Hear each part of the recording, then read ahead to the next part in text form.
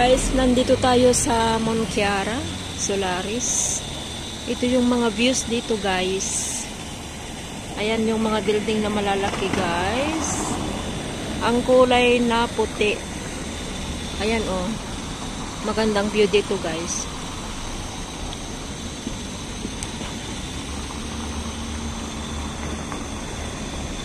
So, meron akong memorable dito, guys, dahil doon ako nagtrabaho noong unang panahon na hindi pa masyadong maganda ng mga kapaligiran, dahil noon ay ano pa lang ginagawa nila yung mga bakod na yan noon, guys, nung nagtatrabaho ako doon sa loob sa Sinicondo. Ito yung Chiarabel tapos Sini. So dito, banda dito noon, guys, pababa dito, maglakad kami hanggang dito. Dito. Nakatambang yung mga pulis dito, guys. Yung mga pulis na nakamotor. Minsan 3 sila, 4, ganon. Tinatambagan nila yung mga Pilipina dito na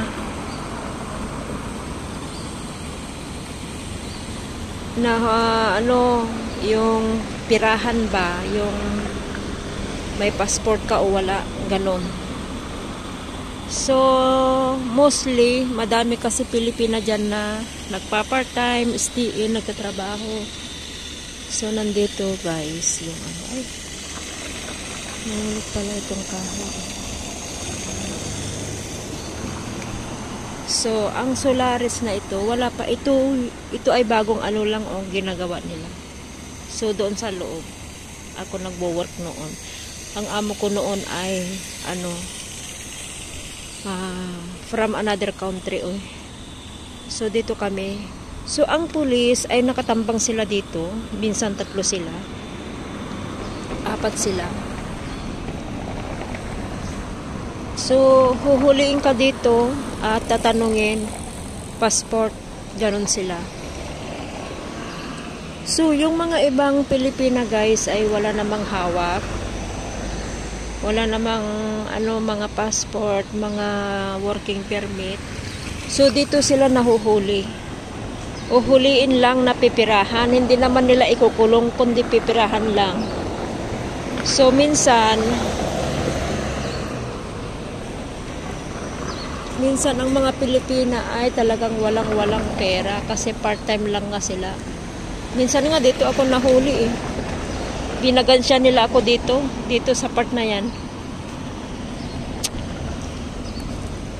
Ibibigay mo na nga yung yung working permit mo. Bagansyahin pa ng ng bag mo, yung kalkalin nila. Kalkalin nila yung bag mo kung ano yung mga laman, kung may pera ka o wala.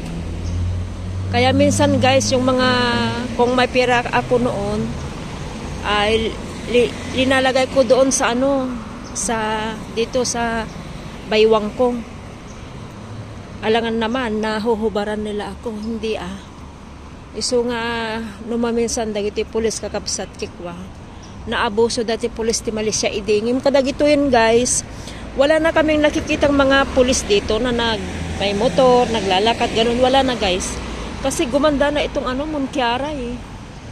Ayan, ang taas-taas pa yung building, oh.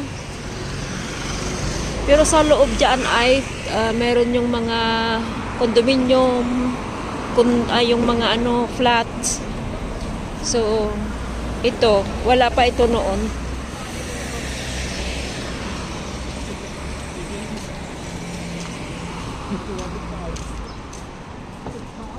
So, ayun, guys. Madaming mga Bangladesh dito na workers. Ang mga building na yan, guys, ay ginagawa ng mga Bangladesh, Indonesian. Ayan. Ayan yung bus na sinasakyan ko. Ayan, 852. Dito sila dumadaan at doon sila humihinto. Sa harapan lang yun, oh. Yung sa trabaho ko. So, ayun yung mga kwento noon, guys, noong kupong-kupong. Unang panahon ng mga pulis talaga. Sobradang agtiliw ide kakapsat. Ore agpagpakaasi aje babae nga kwa ide nga tiliwinda. Alain da ije sa bali nga lugar tapos ije da nga parawarin nga talaga ti kwarta. patawagin dadagi jay gagayim na nga agparawarte kwarta gadi gagayim na ta mapandasa kain isona kas dito ugali ti pulpulis di kakabsat napadasak mit ura da ipakita may bagada nga peki kano adi na aramid nga permit ha nga peki idi gamin unang panahon guys. Hindi pa kami masyadong marunong magsalita ng mga Malaysian language. Pero ngayon, marunong na kami, magaling na kaming magsalita. Ganon, hinaharap na namin yung mga pulis. Hinaharap na namin. Assalamualaikum ka lang, ganon. Pang respeto yun.